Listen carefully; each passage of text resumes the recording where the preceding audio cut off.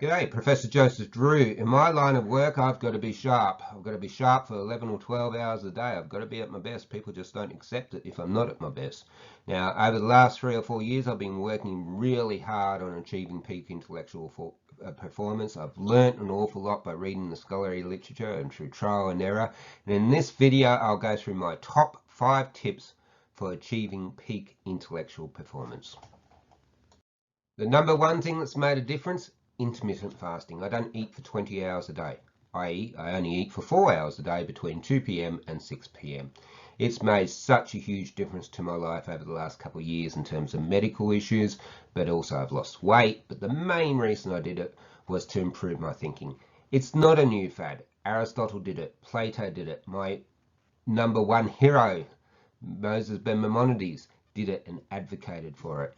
And it's quite simple. We weren't created to be grazers like the animals of my farm animals that you can see in the background. If you've just eaten the meal, a lot of your blood supply and your body's efforts are being redirected towards processing that in your digestive system. That means resources are being diverted from your brain. If you haven't eaten, you will be at your sharpest, you will be at your best. Now, if you want your brain to work at peak performance, you've got to fuel it properly. You know, you wouldn't stick water in your motor car and expect it to do anything, but a lot of us are sticking fat and sugar into our bodies and expecting our brains to work well. Well, it's just not going to happen. Now, ideally, you want to be able to afford and be able to eat organic, fresh, whole foods to get most of your vitamins. But let's face it, most of us can't afford it. Most of us can't get access to it. So sometimes we're going to need supplements. One of the ones I take, very, very helpful.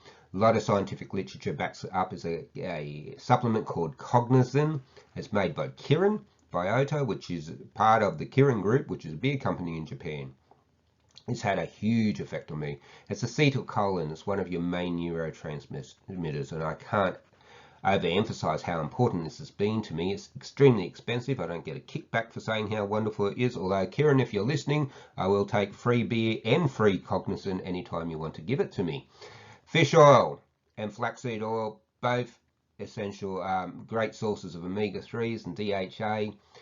You can really tell the difference when you haven't taken fish oil for a while. I know I just went on leave for a week, didn't take it, and I could tell the difference in terms of pain, but also in terms of mental performance, in terms of sleep as well. It's such a simple thing to take. I'd love to be able to afford to eat enough fresh fish, not to have to take the supplement, but I can't. If you're like me, go and buy it. B vitamins, absolutely crucial for brain function. A lot of us don't get enough in our diet, particularly if you're not eating enough red meat, which is my case.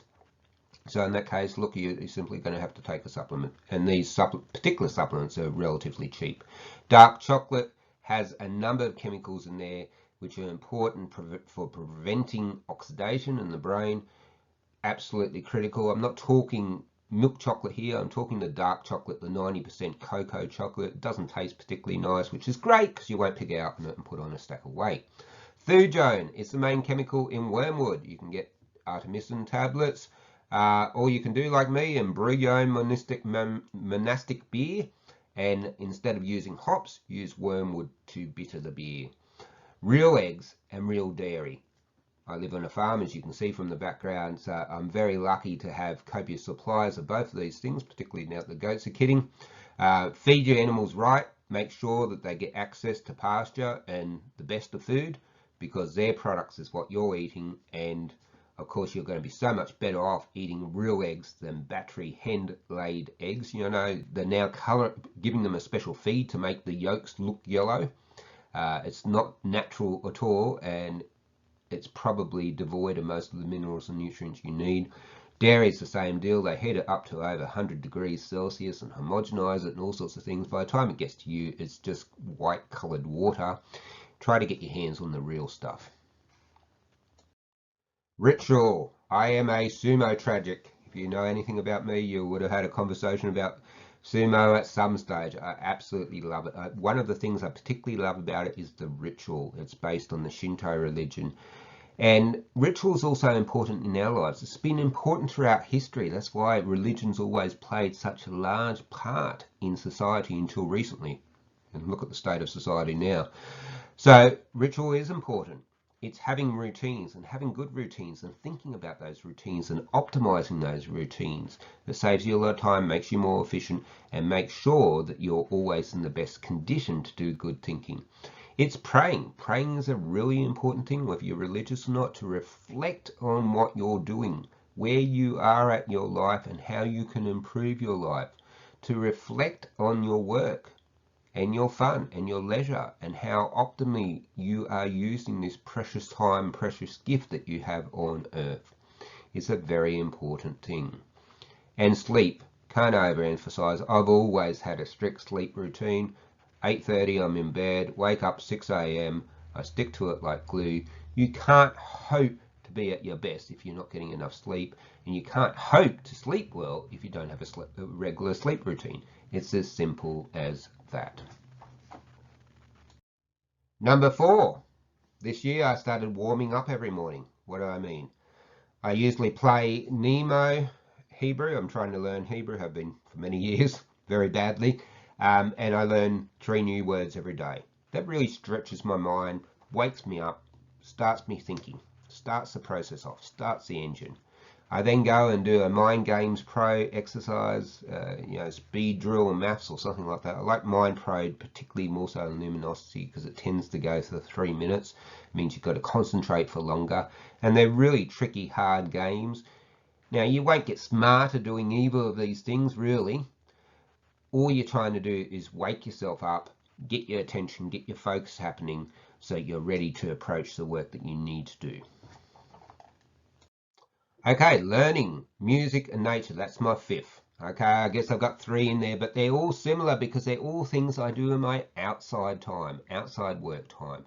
One of the things Samuel and I like to do, my son, is learn songs in a foreign language. Anyone can learn a song in English. Learn one in a different language. So recently we learned Shema Yisrael.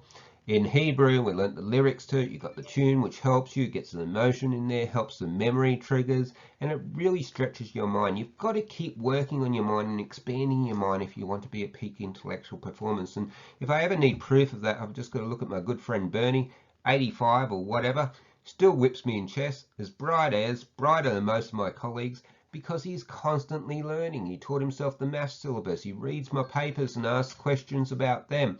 He's reading current affairs and he's engaged on it. That's what you've got to do. You've got to keep trying. You can't just finish school or uni and then stop and expect your brain to keep a peak performance. It's like an athlete. If they stop training, the body stops working. Well, if you stop stretching your brain will stop working. Same deal. Playing new music. I'm a brass musician.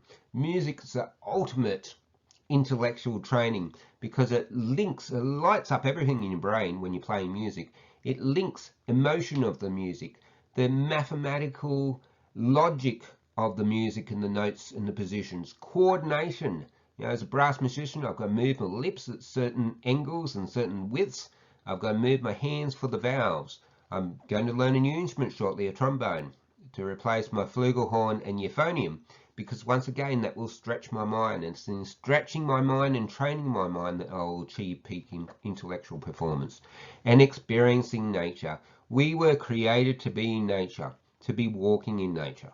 That's what we were created. If we're going to be our most excellent selves, we need to go back to the task that we were created to participate in. That's where I do my best thinking. When I'm out my 3-kilometre walk every morning in the farmland looking at the cows and the sheep and the birds. That's what we were created to do. I was not created to sit in front of this computer for 12 hours a day. I know I do it because I have to, but if I want to be my best self, I need to tap into what I was created to do. Look, I hope that's helped you a lot. These things I've discovered the hard way over the last 3 or 4 years. You've got my top 5. Try them out for yourself, but stick with them. Don't just try it out for a week and give up. You give it a decent try for a couple of months, and I'm pretty sure that you too will have a very similar top 5. That the sharpness of your youth, and indeed, go beyond what you've ever been able to do before. There's no reason why we can't get to higher levels of performance as we age, if we take care of our body, if we exercise, if we fuel our mind properly, and if we follow rituals. Thank you very much for your time. Goodbye.